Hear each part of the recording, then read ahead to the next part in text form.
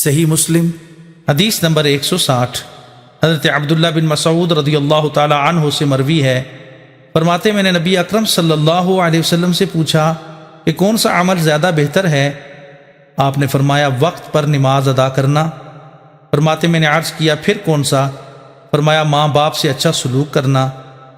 فرماتے میں نے پوچھا پھر کون سا عمل؟ آپ نے فرمایا اللہ تعالیٰ کے راستے میں جہاد کرنا۔ میں مزید پوچھنا چاہتا تھا مگر آپ کی طبیعت پر بوجھ پڑنے کا خیال کرتے ہوئے چھوڑ دیا۔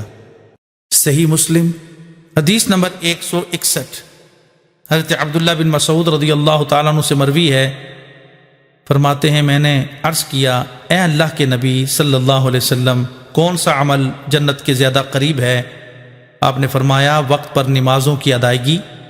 میں نے عرض کیا اور کیا؟ فرمایا ماں باپ کے ساتھ اچھا سلوک کرنا۔ میں نے عرض کیا اور کیا؟ آپ نے فرمایا اللہ تعالیٰ کے راستے میں جہاد کرنا۔ صحیح مسلم حدیث نمبر 162 ابو عمر الشیبانی فرماتے ہیں کہ حضرت عبداللہ بن مسعود رضی اللہ تعالی عنہ نے بیان فرمایا، وہ فرماتے ہیں میں نے نبی اکرم صلی اللہ علیہ وسلم سے پوچھا کون سا عمل سب سے بہتر ہے؟ آپ نے فرمایا وقت پر نماز پڑھنا۔ میں نے پوچھا پھر کون سا عمل؟ آپ نے فرمایا والدین سے اچھا سلوک کرنا۔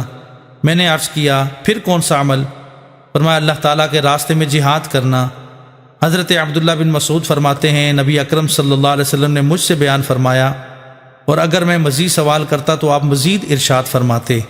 صحیح مسلم حدیث نمبر 163 ایک اور سند کے ساتھ اسی کی مثل مروی ہے، اس میں یہ اضافہ ہے کہ ابو عمر شیبانی نے حضرت عبداللہ رضی اللہ تعالیٰ عنہ کے گھر کی طرف اشارہ کیا اور ان کا نام نہیں لیا۔